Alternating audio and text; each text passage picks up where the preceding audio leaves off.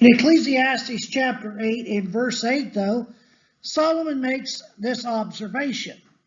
No man has power to retain the spirit or power over the day of death. There is no discharge from war, nor will the wicked deliver those who are given to it.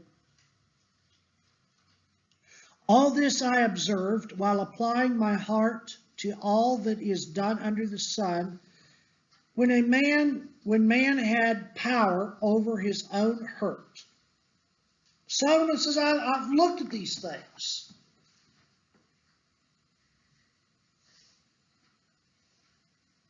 When a person is going to go, he has no power to retain the spirit. And that is different for every person who dies. My father-in-law died of a brain aneurysm very suddenly. My brother died in a tractor accident very suddenly. Other people linger for years. But in the day of death, no person has the power. I don't believe that my brother was willing to die. I don't think he wanted to die, but he had no power to retain the soul.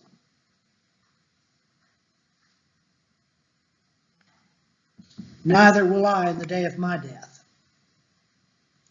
Death, with a few exceptions, while Jesus and the apostles were on the earth, happened only once. Now, there are a couple of exceptions to that. Lazarus, Jesus raised from the dead, demonstrating his power over death. Occasionally, an apostle might raise somebody from the dead. But with those exceptions, death is a one-time occurrence. Today, without Jesus and the apostles, death is a one-time occurrence. There may be those who are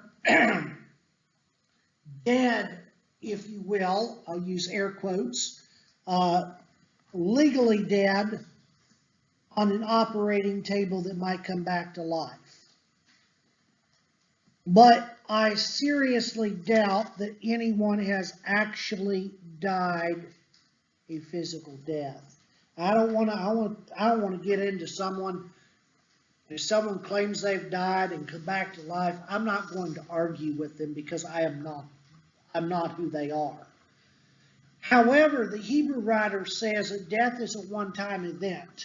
Hebrews chapter 9 and in verse 27. The Hebrew writer says, and just as it is appointed for a man once to die, and after that comes the judgment. That seems pretty simple. We're appointed to death one time. There's no second chances in death. There's no opportunity to get to that moment of death and say, I forgot to turn the stove off for lunch. You're not going to have the opportunity to change something, to do something that you did not do, or to undo something that you have done.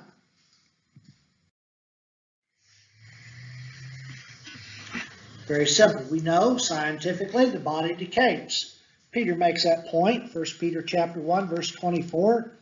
Now, I know enough, I've had enough animals pass away that there's no doubt in my mind the human body, being as it is created, is going to decay. Solomon says it goes back to the dust of the earth. And in 1 Peter chapter 1, in verse 24, Peter says, for all flesh is grass, and it is its glory like the flower of the grass. The grass withers, the flower falls, but the word of the Lord remains forever. Peter says, well, it's like grass. It's here, it's gone. Temporary. Body decays just like grass withers and decays. I'll make a note here before we go on any farther. We don't begin life on the earth. Let's just get that point right now. We don't begin life here on the earth, and it is not here on the earth that life ends. Life does not end in death, and life does not begin on the earth. 2 Corinthians chapter 5. Let's go to 2 Corinthians chapter 5, and in verse 5,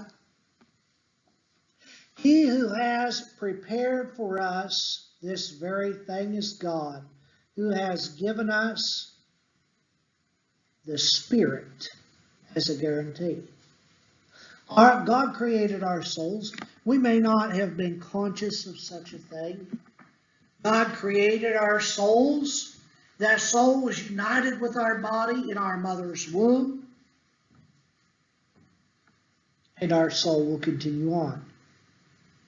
Now Paul goes on here in verse 6. For we are always of good courage. We know that while we are at home in the body, we are away from the Lord. Did not Solomon say that the soul would return, or the spirit would return to God who gave it?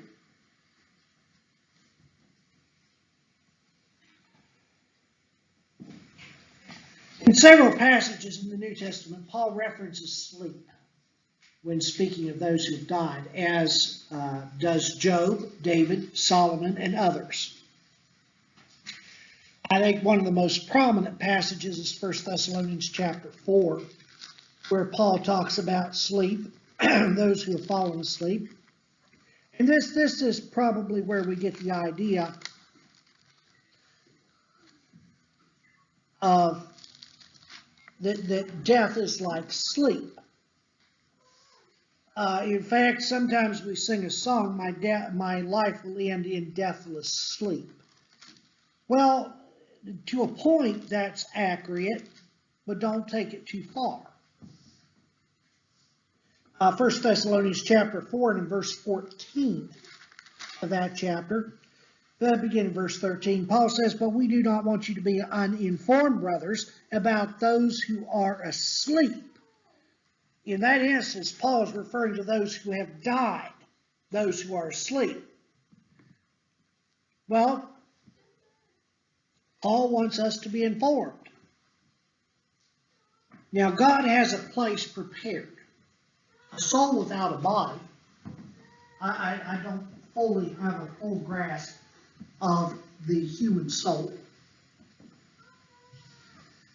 But God has a place for separated souls. I call them that. Departed souls, separated souls, bodiless souls. God has a particular place prepared for those souls. The Old Testament says Sheol, I think is how it's pronounced. It's a Hebrew word. And like many Hebrew words, it has multiple meanings. The word Sheol appears 31 times in the Old Testament. And it is referenced in some places as a place of eternity, or a place of torment for eternity.